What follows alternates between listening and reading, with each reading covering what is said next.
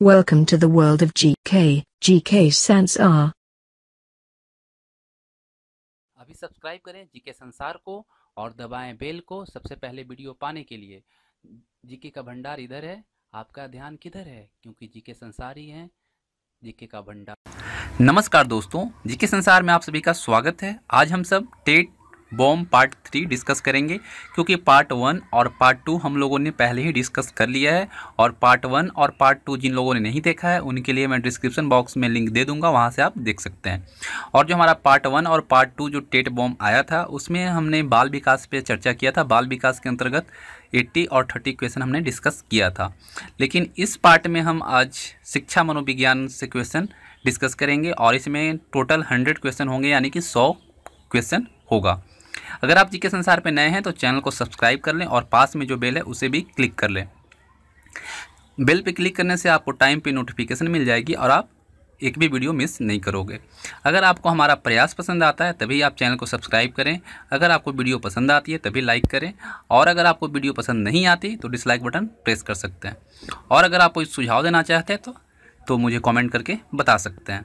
तो चलिए शुरू करते हैं। और एक बात, अगर आप सब चाहते हैं कि हम सब लाइव डिस्कशन करें, यानी कि आप सब चाहते हैं कि हम ऑनलाइन डिस्कशन करें, तो उसके लिए हमारे पास अभी इनसफिशिएंट सब्सक्राइबर्स हैं, यानी कि हमारे पास अभी 10K सब्सक्राइबर नहीं है, 10,000 सब्सक्राइबर नहीं है। इसलिए हमें यूट्यूब ने यह सर्विस नहीं दे रखी है। जैसे ही हमारे 10,000 सब्सक्राइबर हो जाएंगे मैं यह सर्विस आपको ज़रूर दूंगा। अभी बात करते हैं शिक्षा मनोविज्ञान से रिलेटेड जो हमारे पास 100 क्वेश्चन है उसको। और मैं वादा करता हूं कि इस क्वेश्चन देखने के बाद आपको इससे एग्ज़ाम में क्वेश्चन पूछे ही जाएंगे। ऐसा कोई एग्ज़ाम नहीं है, किसी भी स्टेट का टेट परीक्षा नहीं है जिसमें इससे क्वेश्चन नहीं पूछा जाएगा। तो आप इस क्वेश्चन को ध्यान से देखें और पहले खुद से कोशिश करें इसका आंसर देने का। उसके बाद अगर आप इसमें आंसर देने में असमर्थ होते हैं, नहीं दे पाते हैं, तब आप आंसर का सहारा लें। तो चलिए शुरू करते हैं। पहला क्वेश्चन है कि बालक के विकास का अध्ययन हमें यह जानने योग्य बनाता है कि क्या पढ़ाएं और कैसे पढ़ाएं। यह कथन किस मनोवैज्ञानिक का है? ठीक है, किस वैज्ञानिक ने कहा कि बालक के विकास का अध्ययन हमें यह जानने योग्य बनाता है कि क्या पढ़ाएं और कैसे पढ़ाएं? ऑप्शन हमारे पास है क्रो एंड क्रो का, ब्राउन का, किलफोर्ड का या सिकनर का। तो देखिए, ये जो कथन है यह आपको किलफोर्ड ने दिया था। ठीक है, किलफोर्ड का ये कथन है कि बालक के विकास का अध्ययन हमें यह जानने योग्य बनाता है कि क्या पढ़ाएं और कैसे पढ़ाएं। ठीक है, ये बहुत ही इम्पोर्टेंट क्वेश्चन है, आप इसे नोट डाउन कर लें। ठीक है, जो भी ग्रीन कलर से है, हरे रंग से है, वो आपका आंसर है। लेकिन आपको इसका सहायता नहीं लेना, पहले खुद से इसे सॉल्व करना है।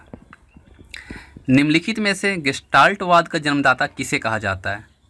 गेस्टाल्टवाद का जन्मदाता किसे कहा जाता है? ऑप्शन है मैक्स वदाइमर को, कोहलर को, कोफा को या ब्राउन को। तो गेस्टाल्टवाद का जो जन्मदाता कहा जाता है वो मैक्स वदाइमर को कहा जाता है। चलिए तीसरा नंबर क्वेश्चन पाते हैं, थर्ड नंबर पे। पावलोव के सिद्धांत को कंप्यूटर स्टिमुलेशन द्वारा कौन सी मशीन बताती है? ठीक है, पावलोव के सिद्धांत को कंप्यूटर स्टिमुलेशन द्वारा कौन सी मशीन बताती है? हॉफमैन मशीन, कोफा मशीन, स्टिमुलेशन मशीन या इनमें से कोई नहीं। तो हॉफमैन मशीन जो है वही बताता है कि आपको पावलोव के सिद्धांत, ठीक है, हॉफमैन मशीन से पता चलता है कि पावलोव का सिद्धांत क्या है, स्टिमुलेशन। ठीक है, अब आता है फोर्थ नंबर क्वेश्चन है कि शिक्षा मनोविज्ञान व्यक्ति के जन्म से लेकर वृद्धावस्था तक सीखने के अनुभव का वर्णन तथा व्याख्या है। यह कथन किस मनोवैज्ञानिक का है? शिक्षा मनोविज्ञान जो है वो व्यक्ति के जन्म से लेकर यानी वृद्धा अवस्था तक सीखने के अनुभव का वर्णन और व्याख्या है। तो यह कथन किसने दिया? किलफोर्ड ने, सिकनर ने, ब्राउन ने या क्रो एंड क्रो? तो ये जो कथन है क्रो एंड क्रो के द्वारा दिया गया।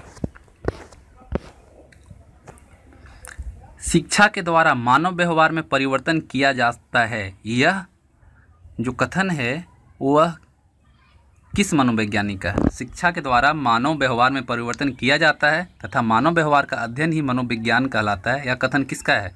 ऑप्शन हमारे पास है क्रो एंड क्रो का, ब्राउन का, किलफोर्ड का या सिकनर का। तो यह कथन ब्राउन का है। ब्राउन ने ही कहा कि मानव व्यवहार का अध्ययन ही मनोविज्ञान कहलाता है। मानव व्यवहार एवं अनुभव से संबंधित निष्कर्षों तथा शिक्षा के क्षेत्र में प्रयोग शिक्षा मनोविज्ञान कहलाता है। यह कथन किस मनोवैज्ञानिक का है? तो ऑप्शन है ब्राउन का, क्रो एंड क्रो का, सिकनर का या किलफोर्ड का। तो ये जो कथन है वो है सिकनर का। एक बात आप याद रखना है, जो क्वेश्चन सारे आ रहे हैं वो अभी हमारे कथन से रिलेटेड हैं, कौन सा कथन किस मनोवैज्ञानिक के द्वारा दिया गया, ठीक है। तो अभी यही चल रहा है, लेकिन ये बहुत ही इम्पोर्टेंट क्वेश्चन है। शिक्षा मनोवैज्ञानिक, ठीक है, शिक्षा मनोविज्ञान शैक्षिक विकास का क्रमिक अध्ययन है। यह कथन किस मनोवैज्ञानिक का है? शिक्षा मनोविज्ञान जो है, एजुकेशनल साइकोलॉजी जो है, उस शैक्षिक विकास का क्रमिक अध्ययन है। यह किसने कहा? तो ऑप्शन जो है वो है J.M. स्टीफन, ट्रो, जेम्स ड्रेवर या लिंगरेन। लिंगरेन तो है नहीं, इसका जो सही आंसर है वो है जेम्स स्टीफन। जेम्स स्टीफन ने ही शिक्षा मनोविज्ञान शैक्षिक विकास का क्रमिक अध्ययन है यह कहा था। शिक्षा मनोविज्ञान शैक्षिक परिस्थितियों में मनोविज्ञान पक्षों का अध्ययन है। यह कथन किसका है? जेम्स ड्रेवर, ट्रो, लिंगरेन या जेम्स स्टीफन। तो ये ट्रो के द्वारा कहा गया। चलिए मैं आपको एक वीडियो जो है बहुत लंबी हो जाएगी, इस वजह से मैं सिर्फ आपको आंसर इसका बताता चलूँगा, ठीक है। आप ऑप्शन तो आपके पास है ही, इसमें कोई दिक्कत नहीं होगी, बस आप खुद से पहले जब इसे कोशिश करेंगे उसके बाद आंसर देखेंगे, ठीक है। शिक्षा की प्रक्रिया पूर्णतः मनोविज्ञान की कृपा पर निर्भर है। यह कथन किसका है? तो यह कथन जो है वो B.N. झा के द्वारा दिया गया। शिक्षा मनोविज्ञान शैक्षिक परिवेश में व्यक्ति के विकास का व्यवस्थित अध्ययन है। यह जो कथन है वो S.S. चौहान के द्वारा दिया गया है। S.S. चौहान ने ही कहा कि शिक्षा मनोविज्ञान शैक्षिक परिवेश में व्यक्तियों के विकास का व्यवस्थित अध्ययन है, ठीक है। शिक्षा मनोविज्ञान की औपचारिक आधारशिला कब रखी गई?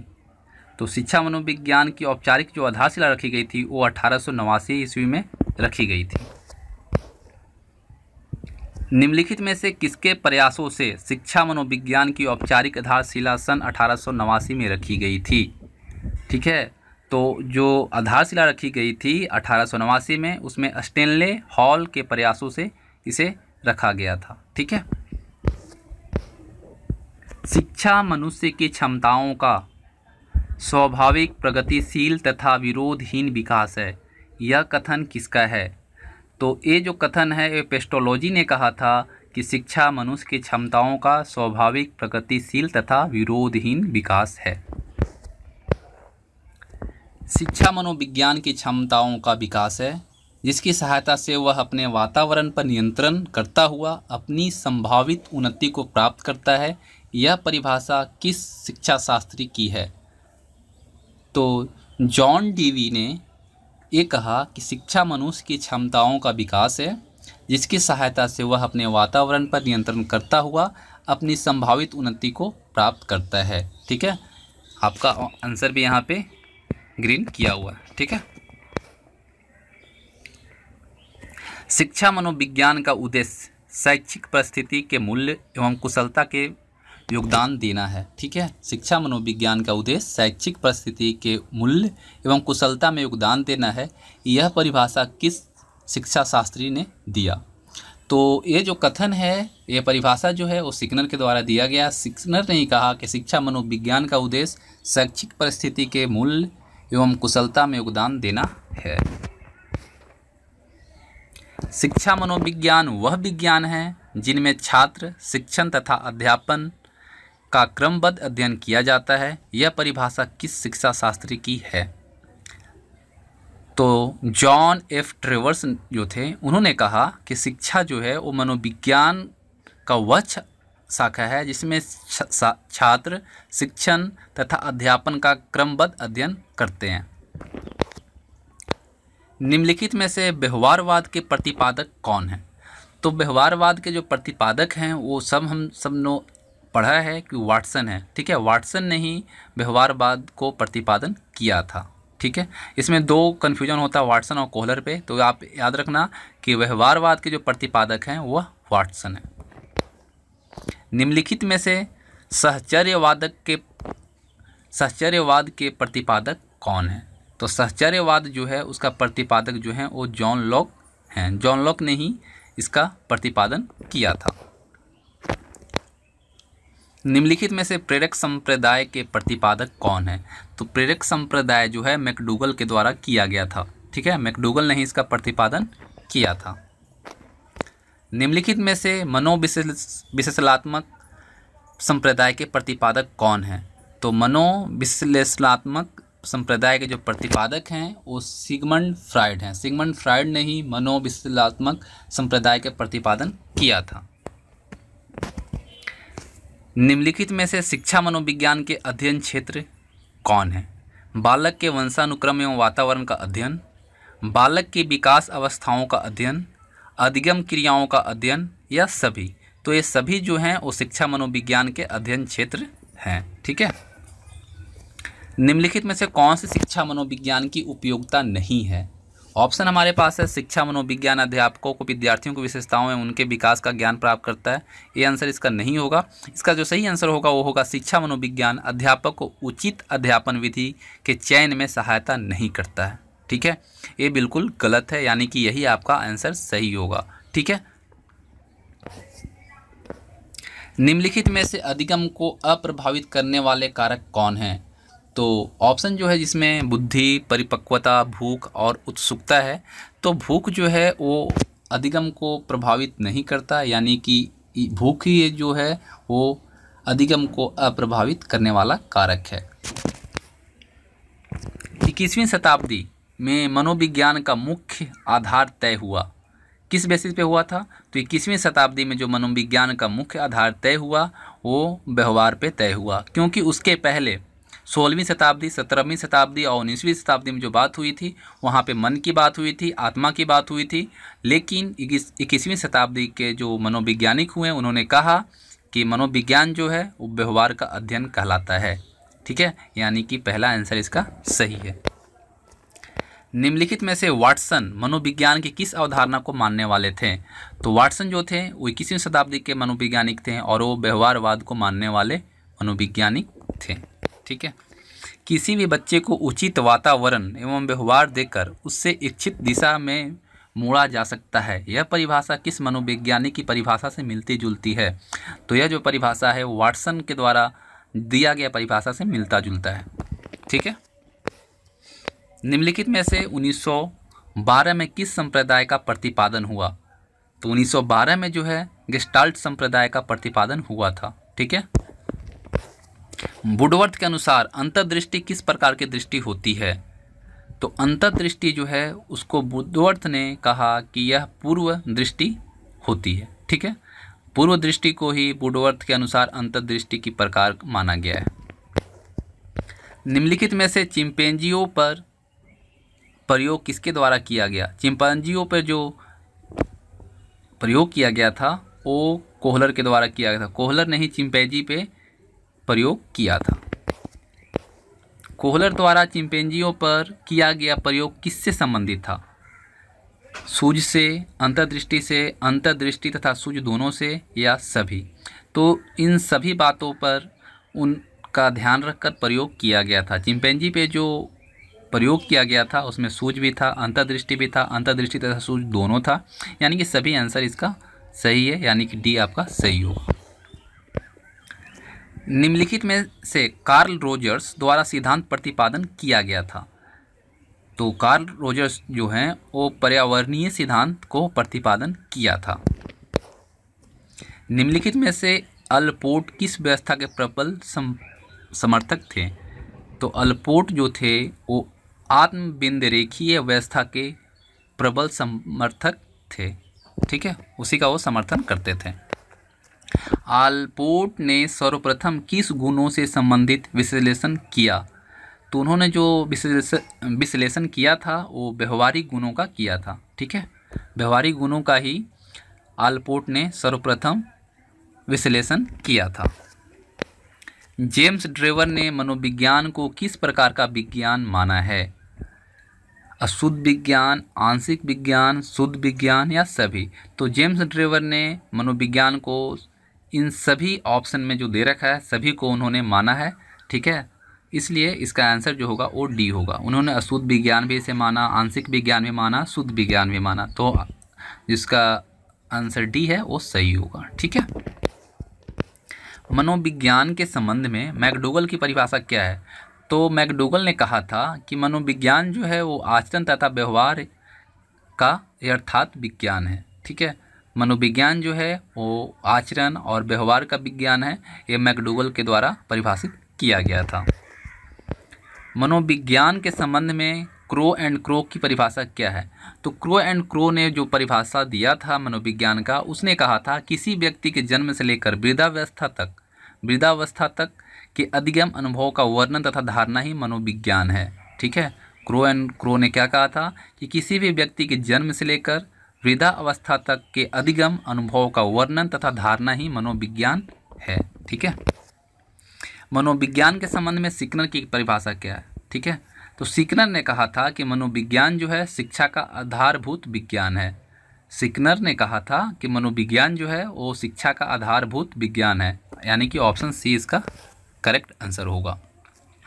मनोविज्ञान के संबंध में क्रो एंड क्रो ने क्या परिभाषा दिया? तो क्रो एंड क्रो ने जो परिभाषित दिया था वो कहा था कि किसी व्यक्ति के जन्म से लेकर वृद्धावस्था तक के अधिगम अनुभव का वर्णन तथा धारणा ही मनोविज्ञान है। ये क्वेश्चन लगता है रिपीट हो गया, चलिए कोई बात नहीं, रिवीजन हो गया आपका फिर से। मनोविज्ञान के संबंध में सिकनर की परिभाषा क्या है? देखिए, ये भी क्वेश्चन रिपीट हो गया, इसके लिए सॉरी। मनोविज्ञान शिक्षा का आधारभूत विज्ञान है, सिकनर ने कहा था। सिकनर किस देश के वैज्ञानिक थे? तो सिकनर जो थे वो अमेरिका के मनोवैज्ञानिक थे। ठीक है। निम्नलिखित में से किसने सबसे पहले प्रश्नावली का निर्माण किया? जो प्रश्नावली है उसको सबसे पहले किसने उसका निर्माण किया? तो प्रश्नावली का सबसे पहले जो निर्माण किया गया था वो वुडवर्थ के द्वारा किया गया था। खेलों के माध्यम से बालक में कौन सा गुण विकसित होता है? तो जो खेलों के माध्यम से जो बालक में सबसे बड़ा गुण विकसित होता है वो सामाजिकता का होता है। ठीक है। बाल केंद्रित शिक्षा किसकी देन है? जो बाल केंद्रित शिक्षा है वो किसकी देन है? तो यह शिक्षा मनोविज्ञान की सबसे बड़ी देन है, बाल केंद्रित शिक्षा। निम्नलिखित में से संज्ञानवादी पद्धति के जनक कौन है? तो संज्ञानवादी जो पद्धति है उसको जीन पियाजे और बूर्नर ने इसका जन्म दिया था। उनके जन्मदाता जो हैं जीन पियाजे और बूर्नर हैं। थॉर्नडाइक ने शिक्षा मनोविज्ञान का कैसा रूप प्रदान किया? तो थॉर्नडाइक ने शिक्षा मनोविज्ञान का जो रूप प्रदान किया था वो बिल्कुल निश्चित और स्पष्ट था। ठीक है। इनकी जो थॉर्नडाइक की शिक्षा मनोविज्ञान है इसी को हम सब श्रेष्ठ मानते हैं और इनका जो रूप था वो निश्चित और स्पष्ट था, क्लियर था। ठीक है। शिक्षा मनोविज्ञान के संदर्भ में सर्वाधिक उपयुक्त कथन है। शिक्षा मनोविज्ञान दर्शन शास्त्र की एक शाखा है। शिक्षा मनोविज्ञान मनोविज्ञान के शिक्षा के क्षेत्र में एक शाखा है। शिक्षा मनोविज्ञान मनोवैज्ञानिक अध्ययन एक शिक्षण है। शिक्षा मनोविज्ञान मन का शिक्षित विज्ञान है। तो अभी जो सबसे ज़्यादा यूज होने वाला सबसे ज़्यादा इस्तेमाल होता है जो हम सब करते हैं मनोविज्ञान के संदर्भ में, वो यही करते हैं कि मनोविज्ञान की शिक्षा के क्षेत्र में एक शाखा है। शिक्षा मनोविज्ञान जो है वो मनोविज्ञान की शिक्षा के क्षेत्र में एक शाखा है। बाल केंद्रित शिक्षा के लिए किस मनोवैज्ञानिक ने शिक्षा शास्त्रियों का ध्यान केंद्रित किया? तो बाल केंद्रित शिक्षा के लिए रूसो ने शिक्षा शास्त्रियों का ध्यान केंद्रित किया था। निम्नलिखित में से सिगमंड फ्राइड की अवधारणा क्या है? तो सिगमंड फ्राइड ने ईड, ईगो, सुपर ईगो सभी का अवधारणा पे उन्होंने अपना वक्तव्य दिया था और कहा था, इसलिए इसका जो सही आंसर होगा वो होगा उपरोक्त सभी, या ईड, ईगो और सुपर ईगो। मनोभौतिकी विधि में किनके मध्य के संबंधों का अध्ययन किया जाता है? तो मनोभौतिकी में उद्दीपन और अनुक्रिया का अध्ययन किया जाता है। इन दोनों संबंधों का अध्ययन किया जाता है। आत्मनिरीक्षण विधि द्वारा किनकी क्रियाओं का अध्ययन किया जाता है? तो आत्मनिरीक्षण विधि जो है इसके द्वारा हम स्वयं की क्रियाओं का अध्ययन करते हैं। बाल केंद्रित शिक्षा किसकी देन है? तो बाल केंद्रित शिक्षा जो है वो शिक्षा मनोविज्ञान की सबसे बड़ी देन है। शिक्षा में संकुचित अर्थ में शिक्षा प्रदान की जाती है। तो शिक्षा में संकुचित अर्थ में शिक्षा जो है वो निश्चित स्थान पर प्रदान की जाती है, यानी ए ऑप्शन आपका सही होगा। बालकों की रुचि, शारीरिक क्षमता, मानसिक योग्यता तथा विभिन्नताओं का ध्यान किस प्रकार से शिक्षण में रखा जाता है? तो इन सभी चीज़ों को ध्यान रखने के लिए मनोवैज्ञानिक शिक्षण में इसका ख्याल रखा जाता है। निम्नलिखित में से लंबात्मक विधि का अध्ययन किसने किया था? तो लंबात्मक विधि का अध्ययन जो है कार्ल सी गैरिसन ने किया था। निम्नलिखित में से मनोविज्ञान को मन का विज्ञान किसने कहा था?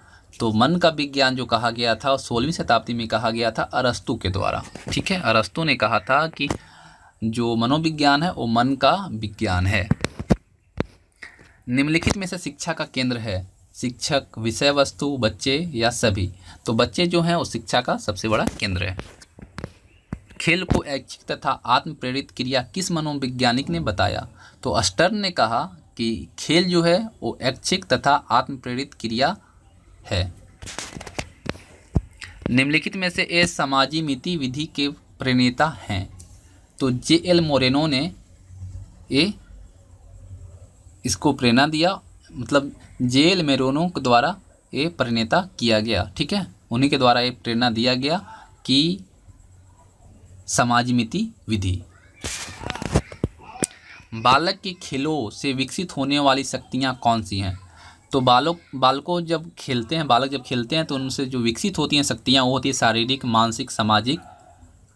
तो ऑप्शन जो डी है उपरोक्त सभी, यानी कि यही ऑप्शन सही होगा, क्योंकि जब खेलने से शारीरिक, मानसिक और सामाजिक तीनों का विकास होता है। मारिया मोंटेसरी पद्धति में शिक्षा किस माध्यम से दी जाती है? तो मारिया मोंटेसरी पद्धति में शिक्षा जो है गीतों द्वारा, खेलों द्वारा और उपहारों द्वारा दिया जाता है, यानी कि डी ऑप्शन इसका सही है। विलियम वुंट तथा टिचनर किस विचारधारा के प्रवर्तक थे? तो विलियम वुंट तथा टिचनर जो थे वो संरचनावादी विचारधारा के प्रवर्तक और समर्थक थे। समस्यात्मक बालकों की प्रवृत्ति होती है। समस्यात्मक बालकों की जो प्रवृत्ति होती है वो समाज विरोधी प्रवृत्ति होती है, झगड़ालू प्रवृत्ति होती है, अपराधी प्रवृत्ति होती है, सभी होती है, यानी कि डी ऑप्शन जो है इसका आंसर होगा। सबसे पहले मनोवैज्ञानिक प्रयोगशाला किस देश में स्थापित हुई? तो सबसे पहले जो मनोवैज्ञानिक प्रयोगशाला जो स्थापित की गई थी वो जर्मनी में की गई थी। व्यवहारवाद की मुख्य विशेषता क्या है? तो व्यवहारवाद की मुख्य विशेषता जो है वो है मापन। मापन से ही हम व्यवहारवाद को, उसकी विशेषता को जान सकते हैं। फ्रायड ने मन की तुलना किससे की है? फ्रायड ने मन की तुलना जो की है वो समुद्र में तैरते हुए हिमखंड से की है, यानी कि समुद्र में तैरते हुए बर्फ से किया है फ्रायड ने ही, ये बहुत इंपॉर्टेंट है, आप इसे ध्यान में रखेंगे कि फ्रायड ने ही मन की तुलना समुद्र में तैरते हुए हिमखंड से की है। शिक्षकों की तैयारी की आधारशिला होनी चाहिए, कैसी होनी चाहिए? तो शिक्षकों की जो तैयारी होनी चाहिए वो शिक्षा मनोविज्ञान के अनुसार होना चाहिए और उस पर उनका जो है वो फोकस होना चाहिए। समाजी मिति विधि का अध्ययन किया जाता है। इसका जो समाजी मिति का अध्ययन जो किया जाता है वो एक समूह की बनावट का अध्ययन के लिए किया जाता है। ठीक है, निम्नलिखित में से किसका सबसे व्यापक क्षेत्र है? तो सबसे बड़ा व्यापक क्षेत्र जो है वो है मनोविज्ञान का। मनोविज्ञान ही शिक्षा के क्षेत्र में सबसे बड़ा इसका व्यापक क्षेत्र है। चेतन, अर्धचेतन तथा अचेतन किसके अंग हैं? ये सब जो अंग हैं वो चेतना के हैं, चेतना के ही ये सारे अंग हैं, चेतन, अर्धचेतन तथा अचेतन। ठीक है, अंतर्दर्शन विधि दूसरी विधियों से अपेक्षाकृत है। ये पुरानी विधि है, अंतर्दर्शन जो है वो पुरानी विधि है, यानी कि ये आपका सही आंसर होगा। निम्नलिखित में से विलियम वुंट ने मनोविज्ञान को क्या बताया? तो विलियम वुंट ने ही बताया था कि मनोविज्ञान जो है वो चेतना का विज्ञान है। ठीक है, चेतना का विज्ञान जो है विलियम वुंट के द्वारा बताया गया था मनोविज्ञान के बारे में। निम्नलिखित में से मिल्सबरी ने मनोविज्ञान को बताया है। तो मिल्सबरी ने जो बताया वो बताया मानव व्यवहार का विज्ञान है। ठीक है, मिल्सबरी भी इस चीज़ को मानते हैं कि मनोविज्ञान जो है मानव व्यवहार का विज्ञान है। विलियम वुंड किस प्रकार के मनोविज्ञान के जनक माने जाते हैं? तो विलियम वुंड जो थे उन्हें प्रयोगात्मक मनोविज्ञान के जनक माना जाता है। पावलोव ने मनोविज्ञान के किस सिद्धांत का प्रतिपादन किया था? तो पावलोव जो किए थे वो किए थे चिर समस्त अनुकूलन सिद्धांत के। चिर समस्त अनुकूलन सिद्धांत जो है वो पावलोव के द्वारा प्रतिपादन किया गया था। व्यक्ति की संवेदना और अभिवृत्ति जानने की सबसे उपयुक्त विधि क्या है? अगर किसी व्यक्ति की संवेदना और अभिवृत्ति जाननी है तो सबसे उपयुक्त विधि जो होगी वो होगी साक्षात्कार, यानी इंटरव्यू के द्वारा उसकी संवेदना और अभिवृत्ति को हम जान सकते हैं। प्रथम मनोवैज्ञानिक प्रयोगशाला जर्मनी में कब स्थापित हुई? तो प्रथम मनोवैज्ञानिक प्रयोगशाला जो जर्मनी में स्थापित हुई थी वो 1879 ईस्वी में हुई थी। शिक्षा मनोविज्ञान वर्तमान में अपने किस स्वरूप में है? तो शिक्षा मनोविज्ञान जो है वर्तमान में शैशवावस्था में अभी है, शैशवावस्था में अभी वो चल रहा है। मनोविज्ञान अध्ययन की जेनेटिक विधि को अन्य किस रूप से जाना जाता है, किस नाम से पुकारा जाता है? तो जेनेटिक को हम विकासात्मक विधि भी कहते हैं, ठीक है। इसे दूसरा नाम जो है वो विकासात्मक विधि कहा जाता है। मनोविज्ञान की बहिर्दर्शन विधि के जनक कौन हैं? तो जे.बी. वाटसन जो हैं वो मनोविज्ञान की बहिर्दर्शन के विधि के जनक हैं। किस मनोवैज्ञानिक ने कहा कि चेतना मन के साथ अचेतन मन पर भी ध्यान देना चाहिए? यह जो कथन है वो सिगमंड फ्राइड के द्वारा कहा गया था कि चेतन मन के साथ अचेतन मन पर भी ध्यान देना चाहिए। बाल केंद्रित शिक्षा की अवधारणा मनोविज्ञान के किस संप्रदाय ने दी? तो ये जो अवधारणा है कि मनोविज्ञान में बाल केंद्रित शिक्षा देनी चाहिए, मनोविश्लेषणवाद संप्रदाय ने दिया कि बाल केंद्रित शिक्षा की अवधारणा होनी चाहिए मनोविज्ञान में, ठीक है। गेस्टाल्ट संप्रदाय का जन्म किस देश में हुआ? तो गेस्टाल्ट संप्रदाय का जो जन्म हुआ था वो जर्मनी में हुआ था। समग्रवाद में मुख्य रूप से ध्यान दिया जाता है, तो इसमें जो ध्यान दिया जाता है वो पूर्ण से अंश की ओर दिया जाता है। पूर्ण से अंश की ओर समग्रवाद के मुख्य रूप से ध्यान दिया जाता है। कौन सा संप्रदाय मनोविज्ञान की चेतना का विज्ञान मानता है? तो संरचनावाद जो संप्रदाय है वो मनोविज्ञान को चेतना का विज्ञान मानता है। निम्नलिखित में से जे.बी. वाटसन ने मनोविज्ञान के किस संप्रदाय को मन रहित मनोविज्ञान की संज्ञा दी है? तो इन्होंने व्यवहारवाद को मन रहित मनोविज्ञान की संज्ञा दी है जे.बी. वाटसन ने। प्रबलन का सिद्धांत किसने प्रतिपादित किया? तो हम सभी ने पहले ही साइकोलॉजी में पढ़ा है कि प्रबलन का सिद्धांत जो है वो सिकनर ने दिया था, सिकनर ने ही प्रतिपादन किया था। स्थानीय इतिहास के लिए सबसे अधिक उपयोगी शिक्षण विधि क्या है? तो अगर स्थानीय इतिहास की जानकारी आपको चाहिए तो उसके लिए सबसे उपयोगी शिक्षण विधि जो है वो क्षेत्रीय भ्रमण विधि है। उसके द्वारा हम बहुत इजीली और आसानी से चीज़ों को सीख सकते हैं और जान सकते हैं। सामाजिक अध्ययन का सबसे अधिक महत्व किसमें होता है? तो सामाजिक अध्ययन का जो सबसे बड़ा महत्व है वो सामाजिक मूल्यों के विकास में होता है। सामाजिक मूल्यों के विकास से ही सामाजिक अध्ययन का महत्व बढ़ जाता है। प्रजातांत्रिक मूल्यों एवं सिद्धांतों का अनुसरण कुंडी विधि करती है। वाद विवाद विधि के द्वारा ये अनुसरण किया जाता है। सामाजिक अध्ययन पढ़ाने की प्राथमिक कक्षाओं में सर्वाधिक उपयुक्त विधि क्या है? अगर सामाजिक अध्ययन पढ़ाना है प्राथमिक कक्षाओं में यानी कि 1 to 5 में, तो इसके लिए सबसे उपयुक्त विधि जो होती है वो होती है कहानी विधि। कहानी विधि के द्वारा अगर हम प्राथमिक कक्षाओं में पढ़ाते हैं तो बच्चों को आसानी से समझ आ जाता है। अधिगम के लिए प्रथम शर्त क्या है? अधिगम के लिए जो प्रथम शर्त रखी गई है वो रखी गई है सीखने वालों की अभिप्रेरणा।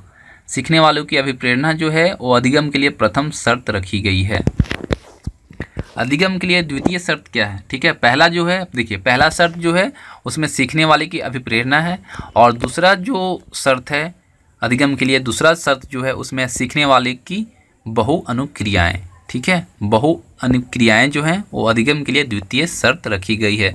और बात करते हैं तृतीय शर्त की। अगला क्वेश्चन यही है कि अधिगम के लिए तृतीय शर्त क्या है? तो अधिगम के लिए जो तृतीय शर्त है वो है सीखने वाले को पुनः बलन। ठीक है, पुनः बलन जो है अधिगम के लिए तृतीय शर्त रखी गई है। और चतुर्थ शर्त जो है यानी कि चौथा शर्त जो है वो है सीखने वालों का अभ्यास। ठीक है, सीखने वालों का अभ्यास जो है वो अधिगम के लिए चतुर्थ शर्त रखी गई है। अब 95 नंबर क्वेश्चन 95 नंबर कि अधिगम अपेक्षाकृत व्यवहार में अस्थायी परिवर्तन है जो अभ्यास अथवा अनुभव के परिणाम स्वरूप होता है। यह परिभाषा किस वैज्ञानिक ने दी है? तो मॉर्गन ने कहा है कि अधिगम अपेक्षाकृत व्यवहार में अस्थायी परिवर्तन है जो अभ्यास अथवा अनुभव के परिणाम स्वरूप होता है। अनुभव एवं प्रशिक्षण द्वारा व्यवहार में संशोधन ही अधिगम है। यह परिभाषा किस वैज्ञानिक ने दी है? गेट्स ने कहा था कि अनुभव जो है अनुभव एवं प्रशिक्षण द्वारा व्यवहार में संशोधन अधिगम कहलाता है। यह गेट्स के द्वारा कहा गया है। गेट्स ने ही ये कथन दिया है, परिभाषित किया है। अधिगम आदतों, ज्ञान और अभिवृत्तियों का अर्जन है। यह परिभाषा किस वैज्ञानिक ने दी? यह जो परिभाषा है यह क्रो एंड क्रो के द्वारा दिया गया। 98 नंबर क्वेश्चन है कि व्यवहार के कारण व्यवहार परिवर्तन अधिगम है। यह परिभाषा किस वैज्ञानिक ने दी है? तो गिलफोर्ड ने कहा है कि व्यवहार के कारण व्यवहार परिवर्तन अधिगम है। ठीक है, यानी कि यह परिभाषा जो है गिलफोर्ड के द्वारा दिया गया है। सी ऑप्शन आपका इसका आंसर होगा। पूर्व निर्मित व्यवहार में अनुभव द्वारा परिवर्तन ही अधिगम है। यह जो परिभाषा है वो काल्विन के द्वारा दिया गया है। काल्विन ने ही कहा है कि पूर्व निर्मित व्यवहार में अनुभव द्वारा परिवर्तन ही अधिगम है। लास्ट नंबर जो है 100 नंबर क्वेश्चन वो है अधिगम व्यक्तियों के एक परिवर्तन है जो उसके वातावरण के परिवर्तनों के अनुसरण से होता है।